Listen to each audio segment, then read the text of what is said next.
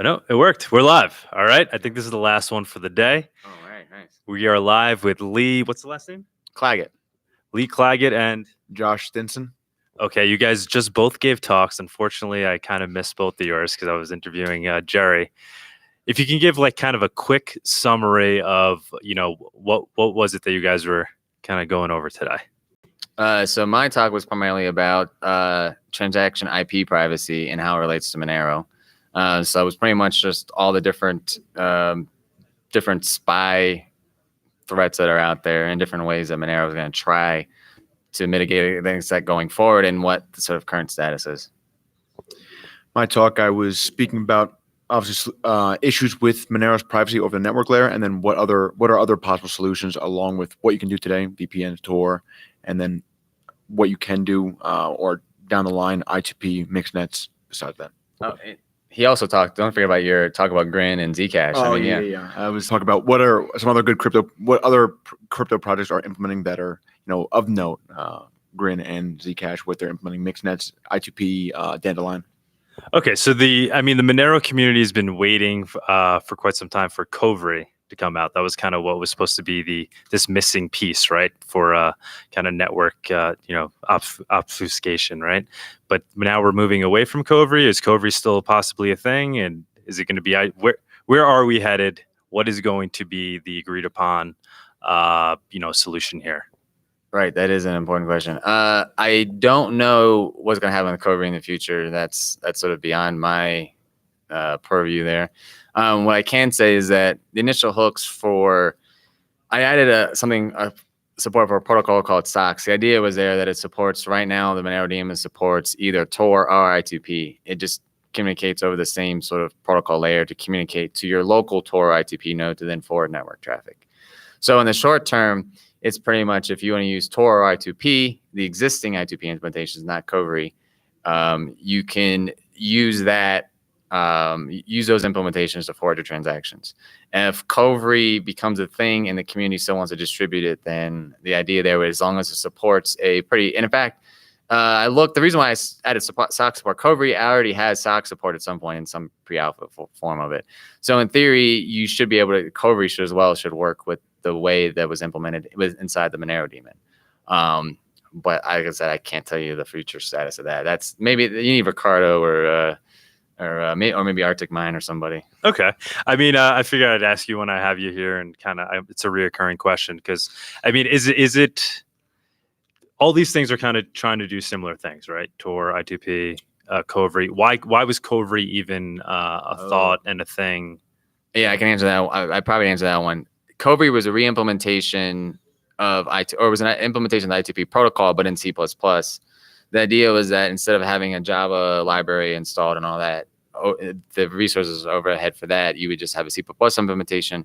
It was forked from, I can't remember which version, and that was the idea behind that. And now there's, and actually you could tell you on there's two other I2P implementations he can tell you about. Yeah, I always took it as Kovri was just another router, and I guess it was written in C++, but there's two other ones that Monero community is looking at is I2P0 and Tiny I2P, and I believe it's Tiny I2P is the C++ implementation, while I2P0 is it's a Java cross-platform implementation. You can use it on Windows, Mac, Linux. So I believe from that sense, they're more or less just forks of routing solutions for I2P. Okay, so for the common man like me, a common Monero user, not a developer, somebody that uses like Cake Wallet on my phone, when do we get to the point where these things are kind of happening? They're happening behind the scenes, but it's part of the protocol and part of Monero in a very like innate way.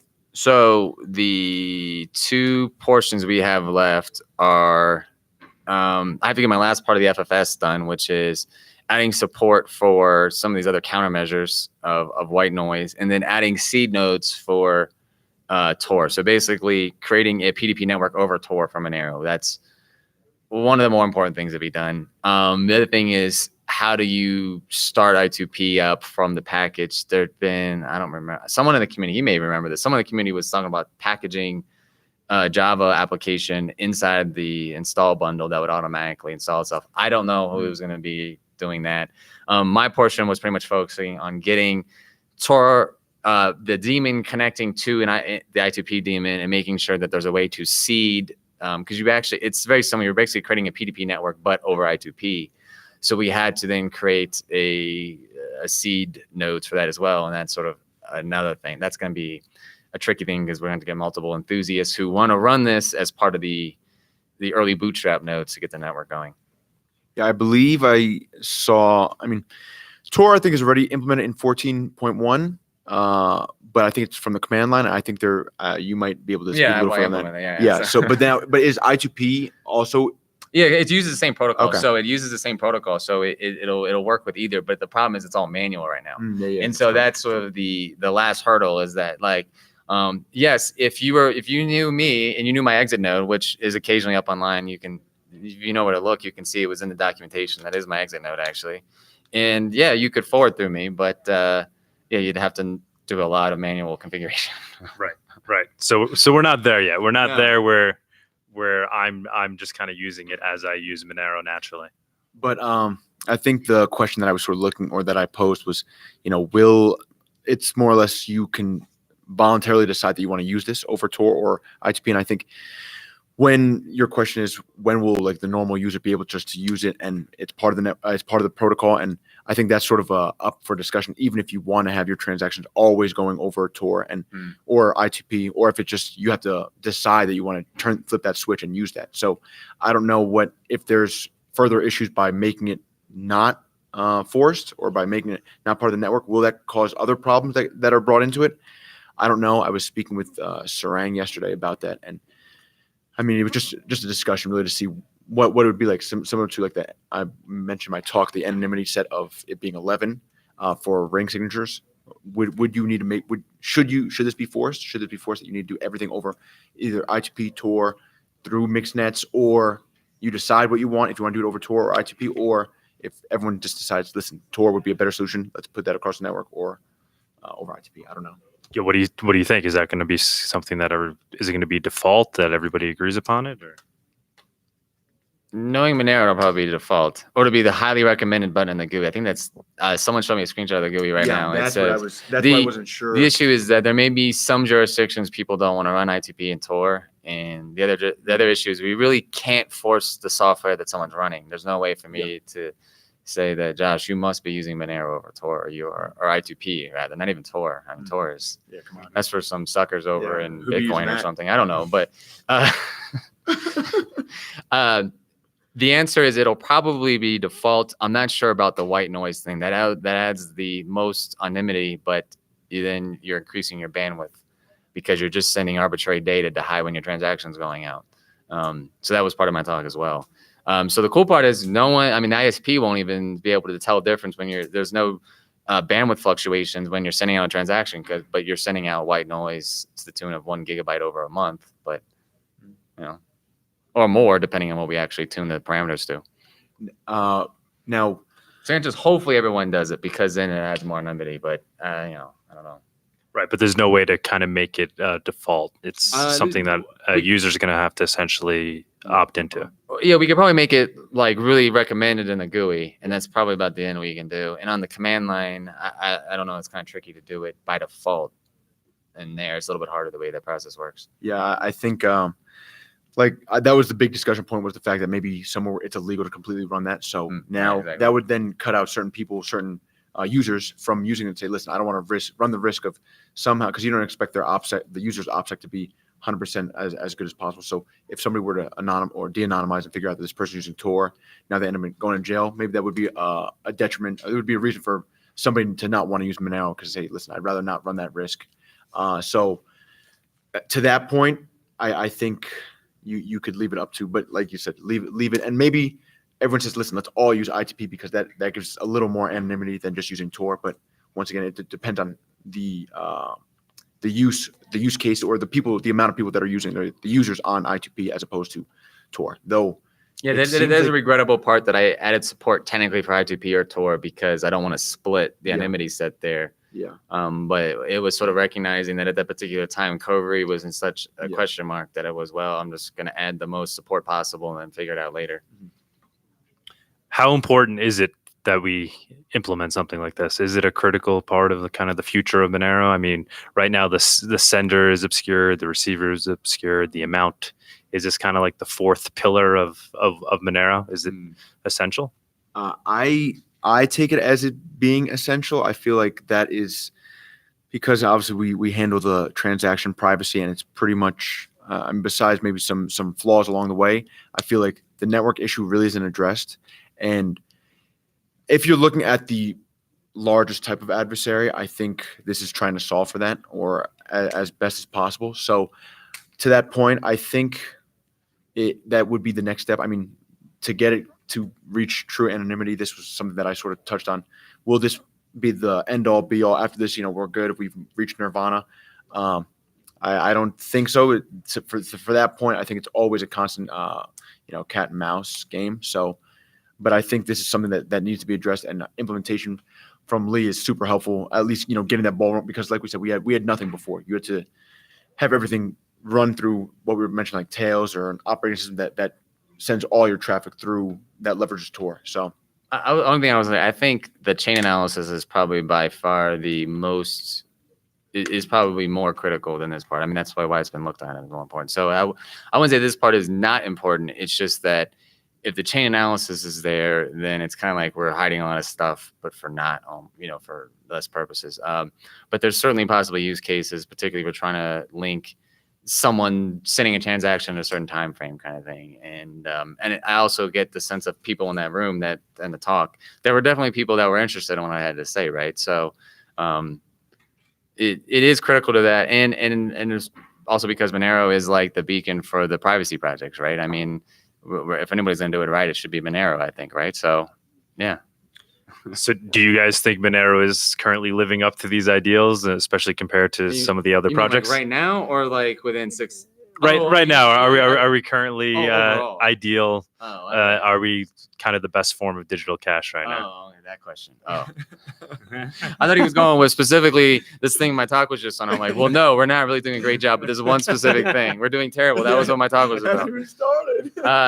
No, for that thing, for as far as digital cash goes, I mean, the really only things I think, the two things that are sort of unknowns would be, how far can we push the ring signature stuff? And, these key images have to live around forever, and there's some block size, but everyone has to deal with what in the world's going to happen with the block size.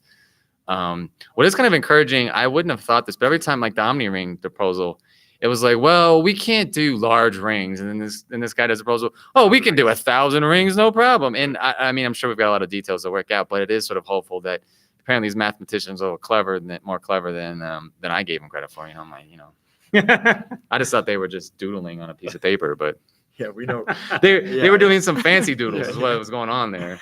I think, like Lee's sort of touching on, is the amount of people that are out there. I think what Monero sort of has set up with the community crowdsourcing and all, I mean, funding, all that rolling through. Yeah, I think that I don't see, there's no central, I just like the idea that there's no centralized system that's being, you have to worry about divvying out these funds. It all just rolls. Hey, you decide, the people decide they like this, they themselves will put XMR towards it.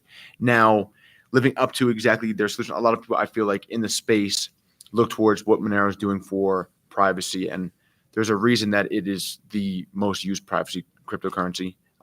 And it's doing the best job that, it currently has. But of course, you're constantly evolving, like we just said. So like we're inviting other, from other projects here to go speak to understand what exactly they're doing, the good and the bad. And we go, you know what, maybe this is something we can consider. I mean, there's a reason that we're having a conversation like this, because in the end, we're all trying to be, we're all trying to use private cryptocurrency. So there's a reason we want to do that. And we just want to make it as best as possible. If one is more successful, maybe we'll look at what they're doing and say, you know what, let's implement that. I think everyone is, a lot of people that are working on it, because they're all from different walks of life. They've got different ways that they can implement.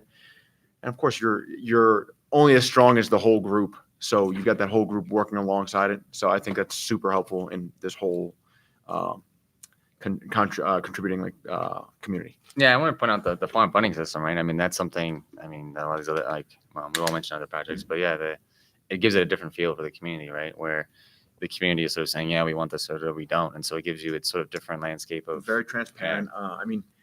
I think we need some masternode voting, is what. Yeah. I just think that this is That's what he's proposing. no, but no. But I think that Go ahead, pitch it to the community. no, right no. I'm not gonna get booed off the screen. No, but I think that people deciding, they're just gonna, like I said, voluntarily push us towards if they like it or not, and also the open discussion. If somebody doesn't like what they're saying, you just see it right in the chat. They're either trashing this person or saying, yeah, you know what, I really like that idea, or disagreements. But you sort of see it. It's all transparent, which I think is extremely helpful especially for obviously a decentralized private cryptocurrency. I feel like even though we're trying to anonymize or obfuscate amounts, we're not worried about obfuscating the talks behind it or how development works, which I think is very helpful. Yeah. Everything's on GitHub or IRC for the most part. Yeah. Exactly.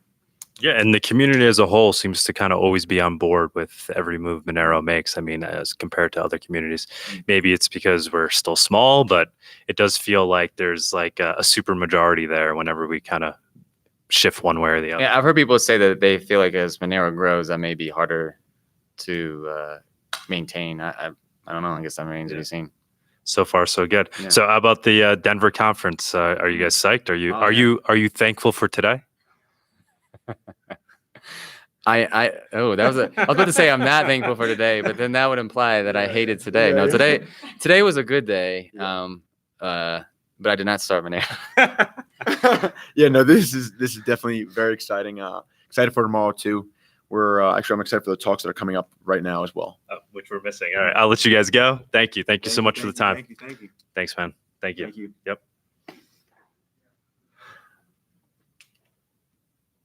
All right. Thanks, fellas.